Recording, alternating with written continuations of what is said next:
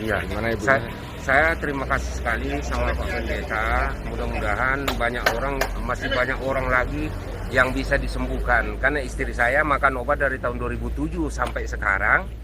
Dan sekarang tadi saya datang tidak bisa jalan. Sekarang dia sudah bisa jalan. Amin. Jadi saya berterima kasih atas pertolongan melalui tangan dari Tuhan dan melalui tangannya Pak Pendeta. Ini ibunya. Iya.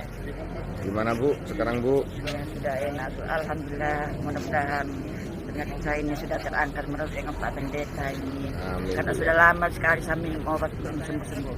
Jadi melalui Pak Pendeta ini semoga Allah Subhanahu Wa Taala mengangkat semua penyakit saya dari dalamnya. Amin, Melalui amin, Bu. Pak Pendeta.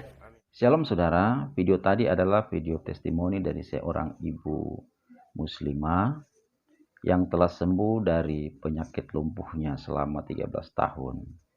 Nah, beliau sembuh karena didoakan oleh Pastor Andi Simon. Namun di akhir daripada testimoninya ada sedikit keanehannya karena kesembuhan atau mujizat tersebut tidak didasari oleh iman kepada Kristus dan juga tidak mendatangkan kemuliaan bagi Allah Israel. Nah, untuk itu, untuk membahas hal ini, saya akan membacakan ayat firman Tuhan yang terambil dari Matius pasal 15, mulai dari ayat 21 sampai dengan ayat 31. Cukup panjang ya pembacanya, tapi lebih baik supaya kita bisa lebih memahaminya. Mulai, lalu Yesus pergi dari situ dan menyingkir ke daerah Tirus dan Sidon. Maka datanglah seorang perempuan Kanaan dari daerah itu dan berseru, "Kasihanilah aku ya Tuhan, anak Daud, karena anakku perempuan kerasukan setan dan sangat menderita." Tetapi Yesus sama sekali tidak menjawabnya. Lalu murid-muridnya datang dan meminta kepadanya, "Suruhlah ia pergi, ia mengikuti kita," dengan berteriak-teriak. Jawab Yesus, "Aku diutus hanya kepada domba-domba yang hilang dari umat Israel." Tetapi perempuan itu mendekat dan menyembah Dia sambil berkata, "Tuhan, tolonglah aku." Tetapi Yesus menjawab, "Tidak patut mengambil roti yang disediakan bagi anak-anak dan melemparkannya kepada anjing." Ya, kata anjing di sini adalah Tuhan Yesus mengumpamakan semua orang yang bukan umat Israel secara jasmani itu diumpamakan seperti anjing di hadapan Tuhan ya. Nah, lalu ayat 27, kata perempuan itu, "Benar Tuhan, namun anjing itu makan remah-remah yang jatuh dari meja tuannya." Maka Yesus menjawab dan berkata kepadanya, "Hai ibu, besar imanmu, maka jadilah kepadamu seperti yang kau kehendaki." Dan seketika itu juga anaknya sembuh. Nah, jadi di poin pertama adalah kita bicara tentang pengakuan kepada Yesus sebagai anak Daud, seperti tadi kita sudah baca di ayat-ayat sebelumnya. Kemudian ada penyembahan kepada Yesus yang diberikan.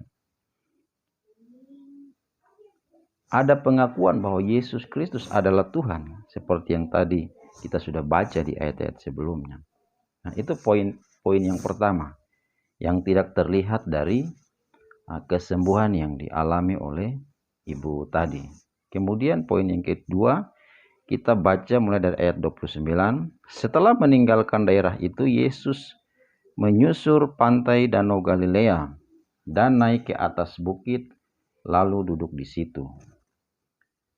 Kemudian orang banyak berbondong-bondong datang kepadanya, membawa orang lumpuh, orang timpang, orang buta, orang bisu, dan banyak lagi yang lain. Lalu meletakkan mereka pada kaki Yesus, dan Ia menyembuhkan mereka semuanya. Maka takjublah orang banyak itu melihat orang bisu berkata-kata, orang timpang sembuh, orang lumpuh berjalan, orang buta melihat, dan mereka memuliakan Allah Israel. Sekali lagi, dan mereka memuliakan Allah Israel. Jadi tujuan Yesus mengadakan mujizat itu ujung-ujungnya adalah untuk memuliakan Allah Israel. Siapa Allah Israel? Allah Abraham, Ishak, dan Yakub, Allah Tritunggal, Allah di dalam Yesus Kristus.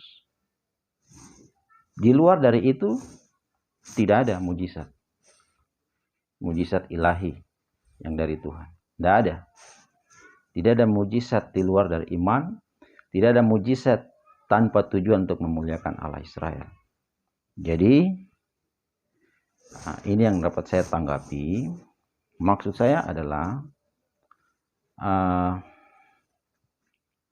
pelayanan mujizat baik.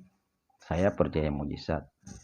Namun, kita harus melihat faktor-faktor penting. Faktor-faktor apa saja yang menjadi faktor utama dalam mengadakan mujizat, kemudian tujuan apa mujizat itu terjadi. Itu harus diperhatikan. Jadi faktor penyembahan kepada Allah, faktor pengakuan Yesus Kristus sebagai Tuhan dan Juru Selamat, kemudian memuliakan Allah, Bapa kita di surga. Allah di dalam Tuhan kita, Yesus Kristus. Nah, tapi dari video yang tadi saya lihat, malah kru-kru atau tim yang ambil gambar itu, begitu ibu ini katakan, ya semoga Allah Subhanahu wa Ta'ala mengangkat semua sakit penyakit yang ada dalam diri saya. Kru-kru ini atau timnya Pak Andi Simon ini justru aminkan. Amin. Ini saya dapat simpulkan bahwa timnya Pak Andi Simon ini tidak belajar Alkitab. Kurang pengetahuan firman. Ini sangat berbahaya. Sangat berbahaya. Jadi ya saran saya buat Pak Andi Simon, mohon dievaluasi, kumpul tim-timnya, berikan pengajaran firman Tuhan, lebih dalam lagi mempelajari firman Tuhan. Apa tujuan kita melayani? Gitu. Tujuan kita melayani tidak lain dan tidak bukan supaya orang bertobat menerima Yesus Kristus sebagai Tuhan dan Juru Selamat, supaya nama Yesus ditinggikan, dimuliakan, dan orang itu diselamatkan. Itu tidak ada tujuan-tujuan lain. Mujizat bukan tujuan pelayanan Kristen. Ini saya tegaskan. Mujizat bukan tujuan pelayanan Kristen. Karena kalau hanya sembuh saja, orang bisa pergi ke dukun. Dan kesembuhan itu bukan mujizat yang terbesar, bukan. Orang lumpuh berjalan, buta melihat, tuli mendengar, itu bukan mujizat yang terbesar. Mujizat yang terbesar adalah bagaimana seseorang yang ada di dalam kegelapan dipindahkan kepada terangnya yang ajaib. Seseorang yang tidak percaya Yesus dan akan binasa menjadi percaya Yesus dan dia diselamatkan. Itu mujizat yang terbesar. Itu yang Tuhan inginkan dari kita.